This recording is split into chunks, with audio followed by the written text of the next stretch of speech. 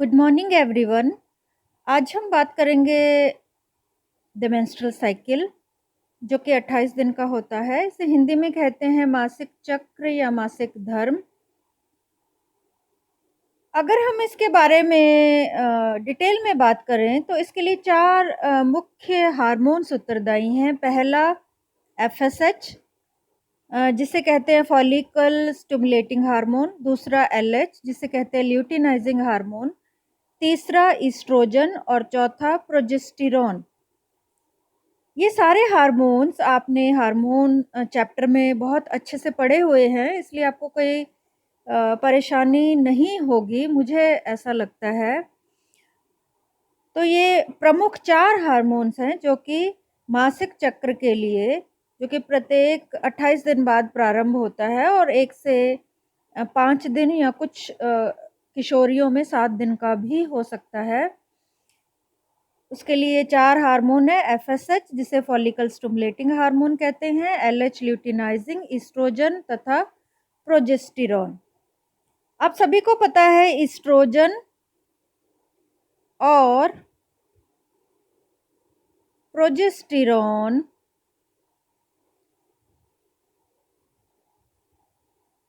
दोनों female sex hormones हैं या महिलाओं में निकलने वाले लिंगीय हार्मोन हैं।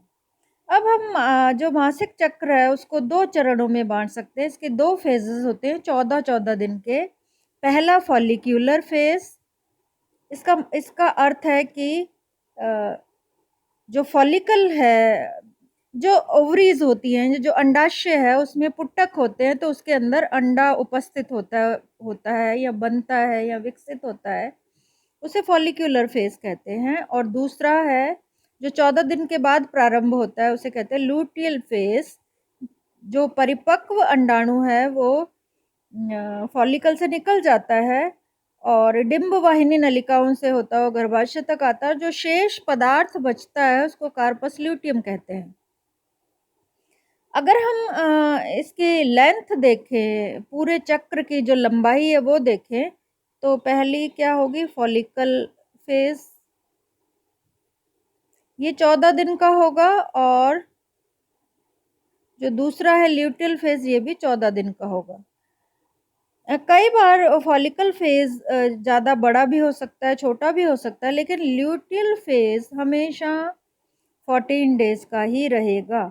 अगर कई महिलाओं में अगर ये 35 दिन का चक्र है तो ये फॉलिकल फेज बड़ा हो सकता है, या 22 से 25 दिन का है तो ये फॉलिकल फेज छोटा हो सकता है। लेकिन जो ल्यूटियल फेज है या जो ल्यूटियल चरण है वो हमेशा 14 दिन का रहता है।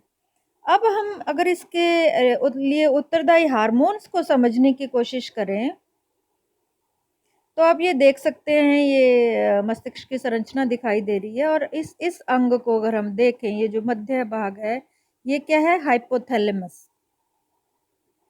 हाइपोथैलेमस में एक वर्तिका होती है जिसमें कि पीयूष ग्रंथि उपस्थित होती है। ये पीयूष ग्रंथि दिखाई दे रही है,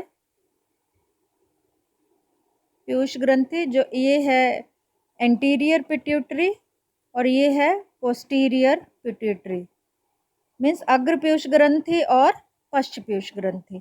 तो मुख्य रूप से जो मेंस्ट्रुअल साइकिल को रेगुलेट करता है वो अग्र पीयूष ग्रंथि तथा पश्च पीयूष ग्रंथि मिलकर इसको रेगुलेट करते हैं। उसमें भी प्रमुख रूप से अग्र पीयूष ग्रंथि, क्योंकि इससे गोनेडोट्रोफिक हार्मोन जीटीएच निकलते हैं। अगर आपको हार्मोन चैप्टर अच्छी तरह से आता है तो ये साइकिल समझना आपके लिए बहुत आसान होगा। अब अगर हम पेल्विक ऑर्गन्स देखें, श्रोणि के अंग जिसके अंदर के गर्भाशय होता है उसे देखें, तो आप ये देख सकते हैं, ये गर्भाशय दिखाई दे रहा है, यूट्रस।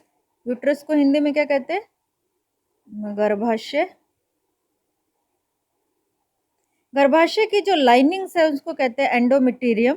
ये इसके आंतरिक परतें हैं जिसे एंडोमेटेरियम कहा जाता है। ये अंडाशय दिखाई दे रहा है, ओवरी।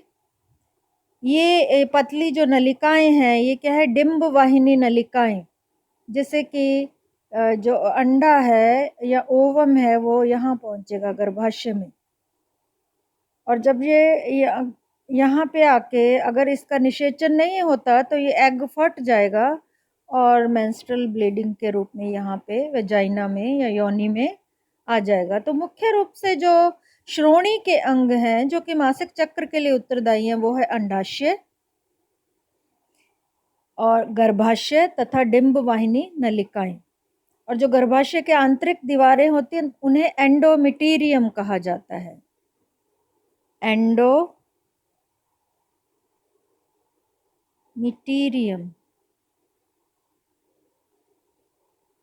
और यही दीवारें फटती हैं और ब्लीडिंग प्रारंभ होती है जो कि वेजाइना से होती है, शरीर से बाहर निकल जाती है।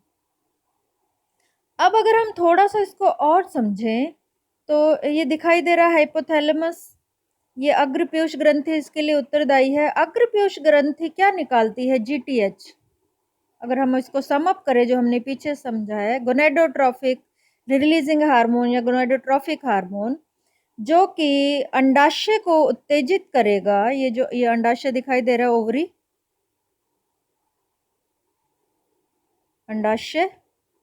अंडाशय को उत्प्रेरित करता है दो हार्मोन निकालने के लिए, एफएसएच और एलएच, जिसे हम कहते हैं फॉलिकुलर स्टिमुलेटिंग हार्मोन। इसके नाम से पता चल रहा है फॉलिकल्स के विकास के लिए उत्तरदायी है। फॉलिकल्स क्या होते हैं?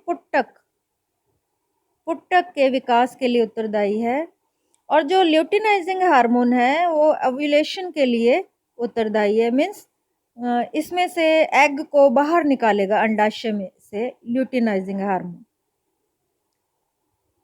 अब हम ये अंडाशय दिखाई दे रहा है। अंडाशय में जो पहले जो प्रारंभ में छोटे छोटे पुट्टक होते हैं या फॉलिकल्स होते हैं उनकी संख्या 2 लाख तक हो सकती है एक अंडाशय में। तो इन्हें कहते हैं प्राइमोर्डियल फॉलिकल्स। लेकिन ये बाद में हार्मोन्स के प्रभाव से विकसित होते हैं, विशेष रूप से एफएसएच के प्रभाव से। और वो जो अविकसित पुट्टक था वो विकसित होकर इस प्रकार की संरचना उसकी बन जाती है। और ये जो एफएसएच है एक बार में कम से कम 10 या 12 जो पुट्टक है उनको विकसित करता है। इसलिए कई बार मल्टीपल जो ट्विन्स होते हैं, 5 बच्चे भी हो सकते हैं, 6 भी हो सकते हैं, कई बार वो इसी कारण होते हैं क्योंकि 10-12 पुट्टक परिपक्व होते हैं और हो सकता है ज़्यादा शुक्राणु उन्हें निषेचित कर सकें।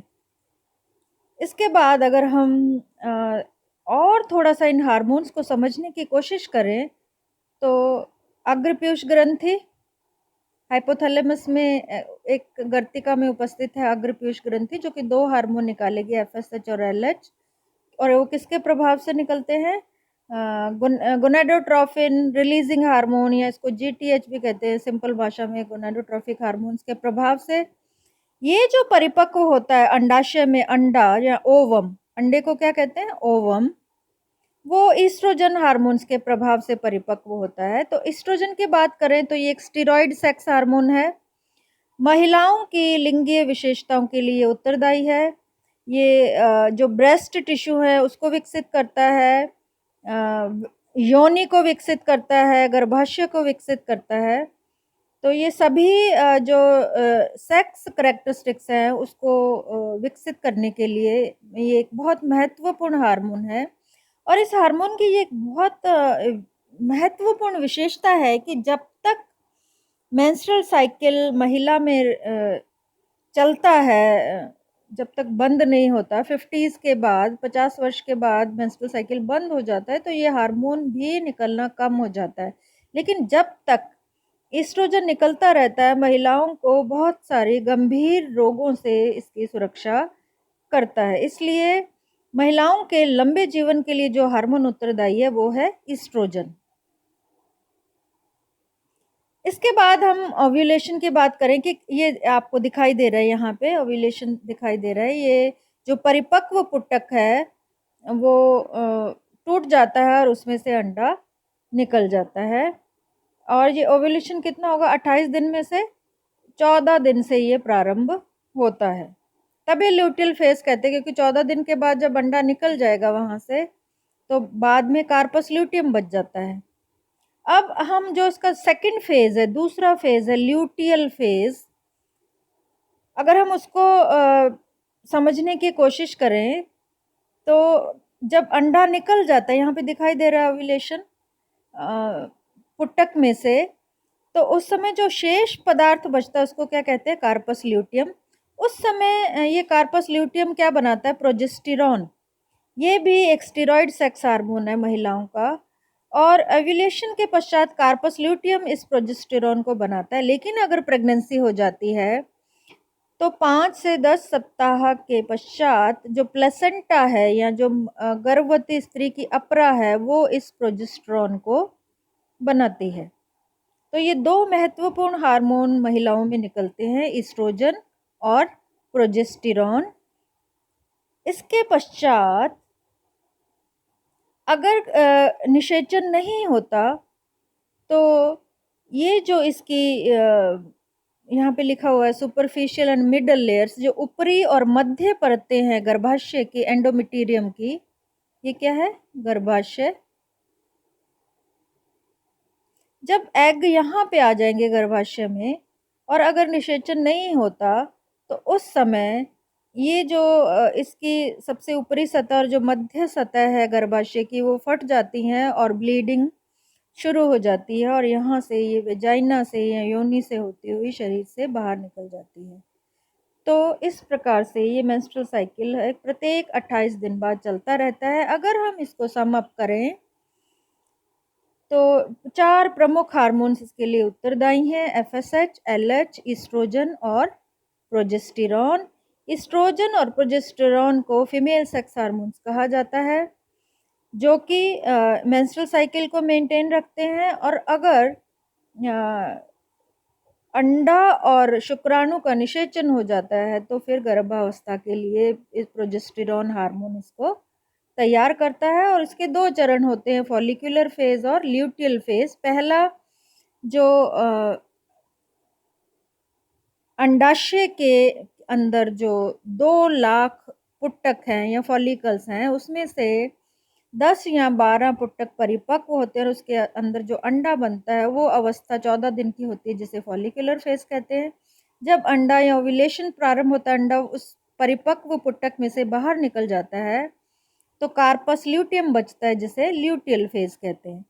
तो लास्ट में हम इसको देख सकते हैं, अगर शॉर्ट में अगर बिल्कुल आपको एक ही डायग्राम बनाना है एग्जाम में तो आप देख सकते हैं। पहले क्या होगा? प्राइमोर्डियल पुटक, जो कि बहुत अपरिपक्व अवस्था में होते हैं। इसके बाद प्राथमिक पुटक बनता है। ये पुटक धीरे धीरे विकसित होने लगते हैं, फिर इसकी संरचना में परिवर्तन आता है, इसके अंदर अंडा बड़ा हो रहा है। इसके बाद ये परिपक्व पुटक दिखाई दे रहा है।